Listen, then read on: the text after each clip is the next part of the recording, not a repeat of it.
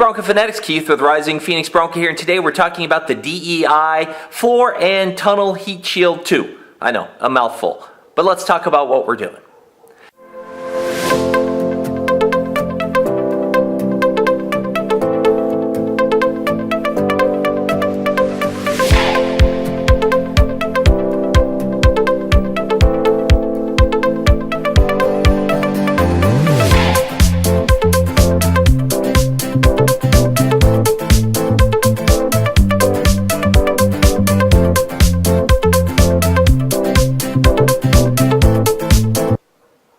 So I bought the DEI Floor and Tunnel Shield 2. I got the largest one. It's the 14 square foot, 42 by 48. And this is what it looks like straight out of the box. It's got this nice little dimpled aluminum surface. You can see the back side, let's see if it'll focus, come on, is a white insulation. And the aluminum skin is 20 or 22 gauge. I can't remember, but I will tell you, like right here, it's dented, and I can't bend it with just like a fingernail back into position. I'll have to use, some pliers or something like that. Now, it has on the backside a clear coat that protects the adhesive. You can kind of see it here where it's a little dented, the clear part. And you peel that off and you make it stick. The other thing they highly recommended, but given our kick panels are farther than 48 inches across, is this tape to seam the joints together. This is not the same aluminum tape like you can buy in Home Depot for like air conditioning ducts and things like that. It's definitely thicker gauge, and the adhesive is a lot stickier.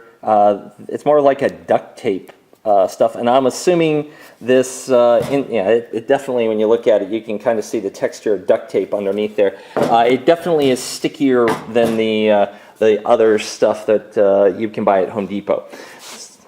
So when I talked to them about how do you size this up, and their first suggestion to me was,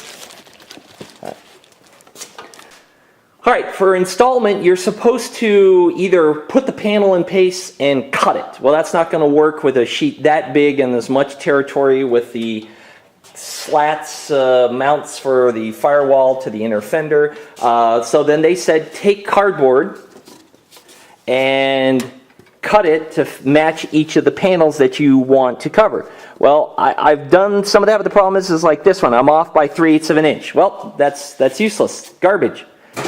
So that was a little frustrating. Didn't like that. So that was attempt one. Attempt two was the bubble wrap, right? Hey, I saw it in the insulation aisle. It was $10. Hey, I'll cut it to match. Problem is this doesn't want to stay where you want it to go. You can see I cut it wrong as well. It's too cumbersome. So I figured, hey, this is thick aluminum. I'm going to try aluminum. Got some aluminum foil here. I'm going to double or triple thickness it, and I can then fold it or unfold it to meet the seams that I might need in the engine bay, and then I can tape it into place where it's at and just leave it there, and that'll give me a skin that will match the contours or the dimensions I need for the Broncos panels. So we're going to give that a try.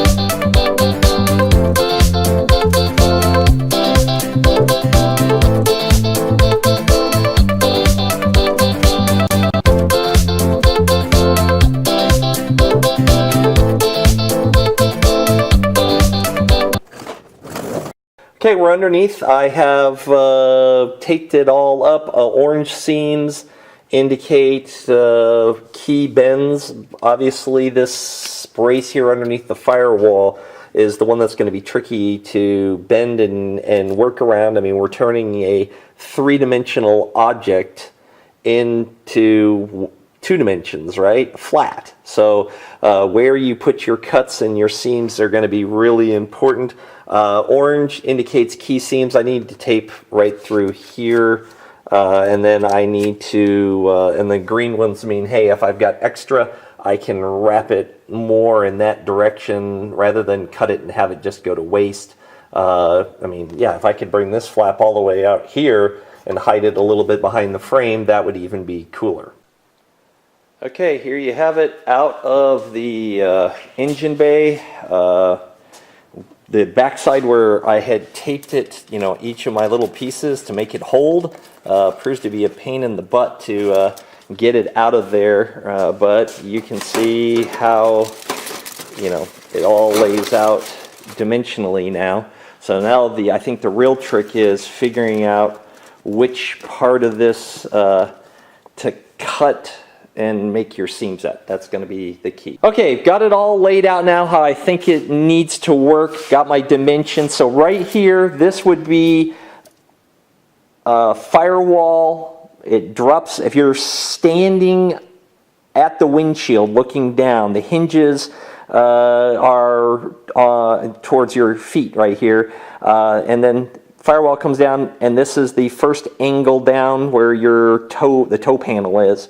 So that's here, then this cuts underneath the engine cowl, and then this is in the tunnel area. So this piece has to go on first. This one will lay over the top. Need to make sure I have enough material to have overlaps, because you want to overlap with their adhesive and then use tape to seal that up. So they said about a 1/2 inch if you can do it. Great, fantastic.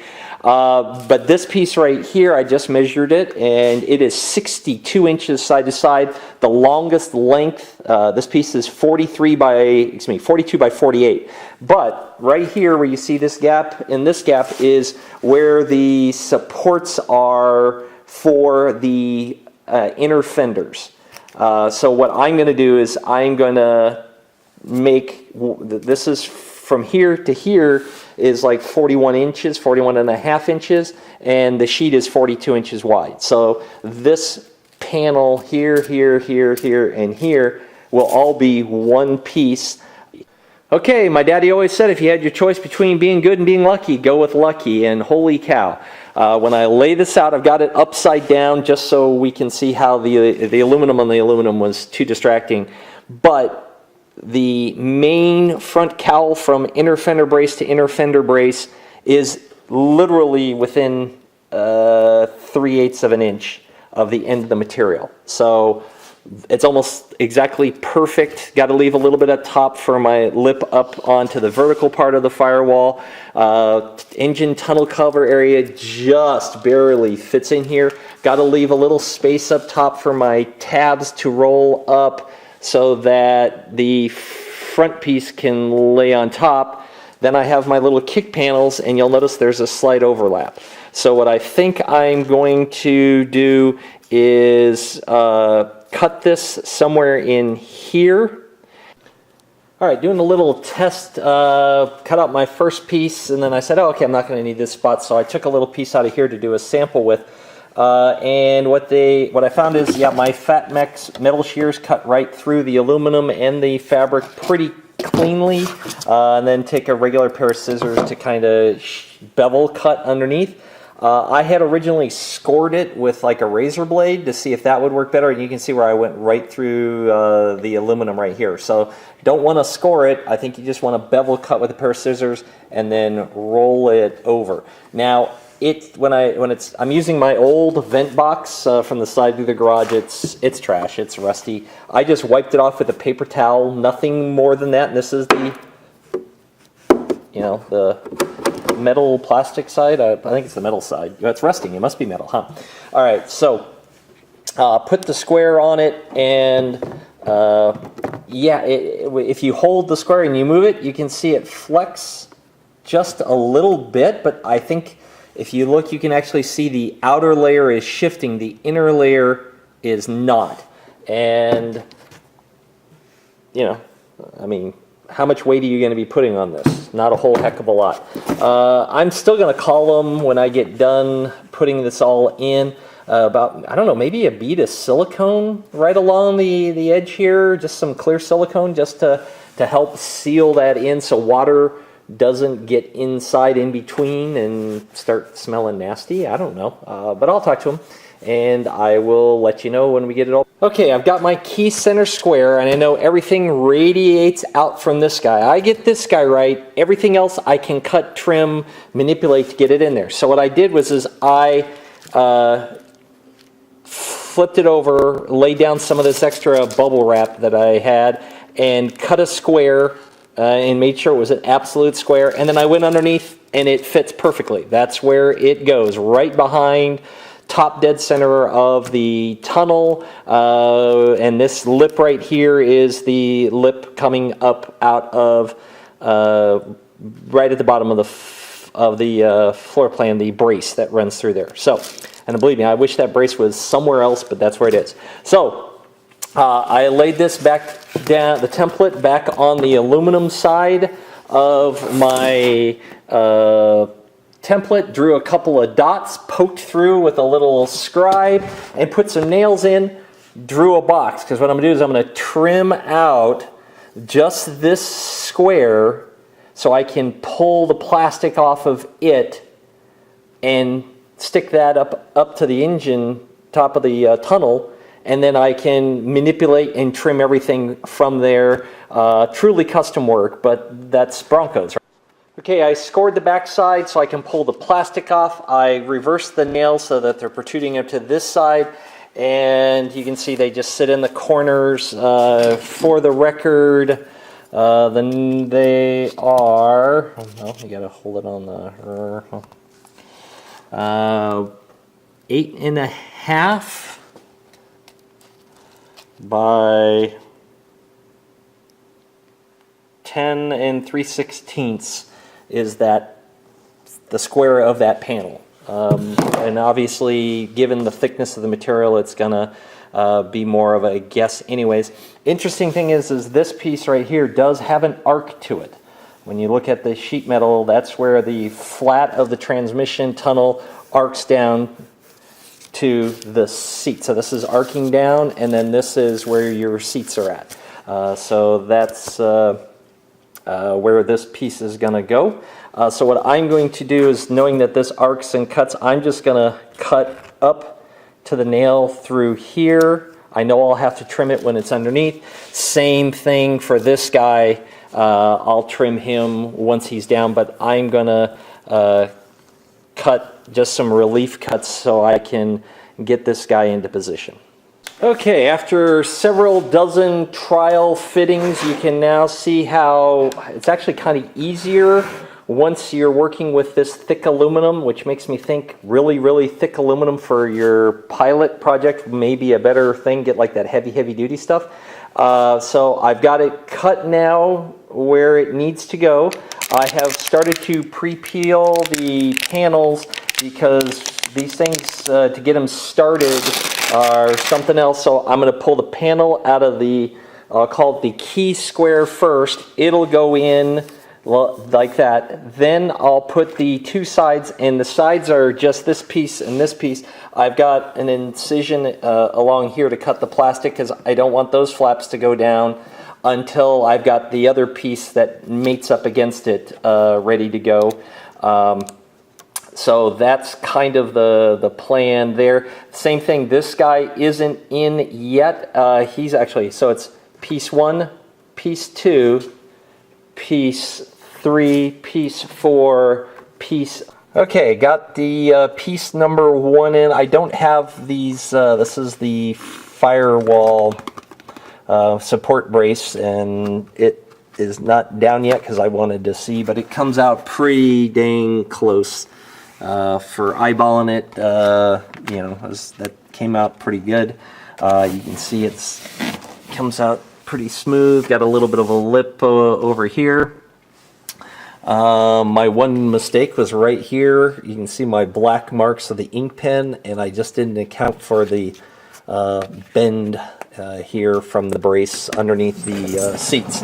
So I'll cut a little piece out, patch it in. I'll probably patch in another little piece over here just to kind of at least finish it out on the brace here. But it goes all the way back, and I like it. I wish there was an easier way to apply this stuff. I suppose if you had it on a rotisserie and you were frame off, this would take a lot less time. But overall, I'm going to say awesome possum. And if it keeps my engine compartment, excuse me, my cab cooler, hey, awesome. All right, that's the end of day one. Okay, one last test just to make sure I got everything where I want it to be. And I'm good with that. This side is laying out good. This side is laying out good. All right, so I have my 5 panels, 1, 2, 3, 4, and 5.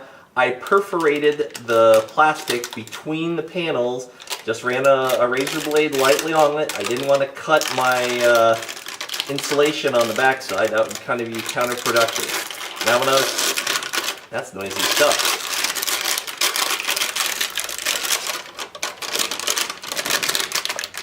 And yes, I realize you're getting a great shot of my bald spot right now. I'm very proud of it. Alright. Well, there's panel number 1.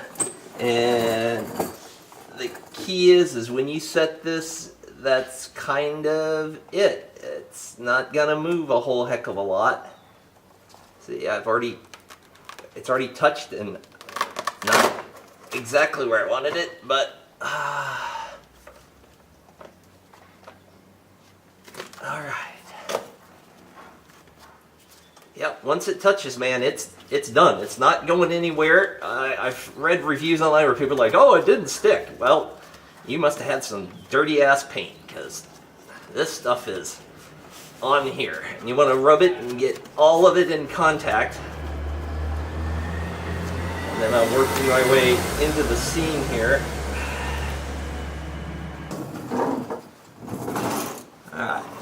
To press it into the joints, it helps if you have a, I'm using a crescent wrench.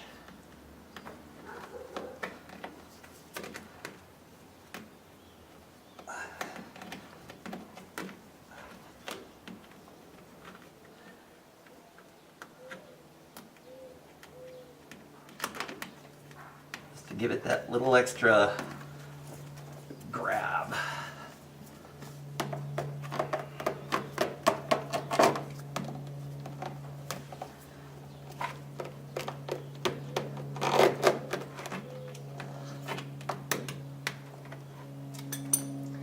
Alright. Make sure we're good here. I trimmed a little bit too much off of that one, but nothing I can do about it now.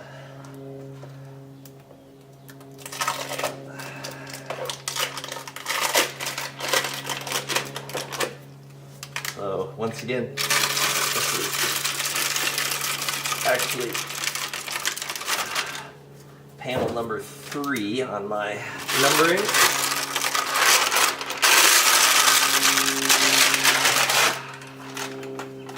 And God help you if you touch this to itself, it ain't ever coming apart.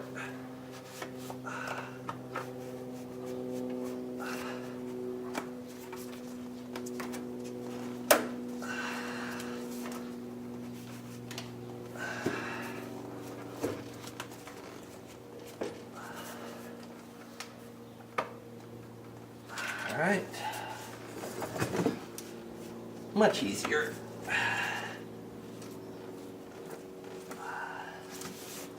And this is looking good. All right, there we go.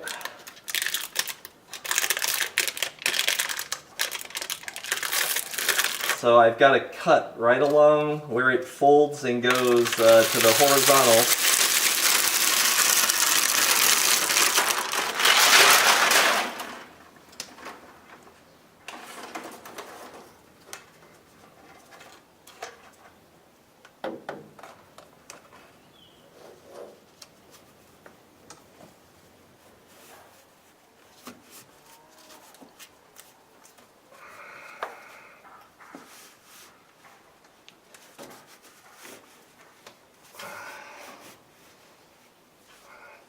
Well, the nice thing is if you paint your tub and you get some runs here on the inner fender kick panel area, not kick panel, toe panel area, this'll hide it. No one will ever see your paint mistakes. Not that I have any mistakes there, right? And you'll never know.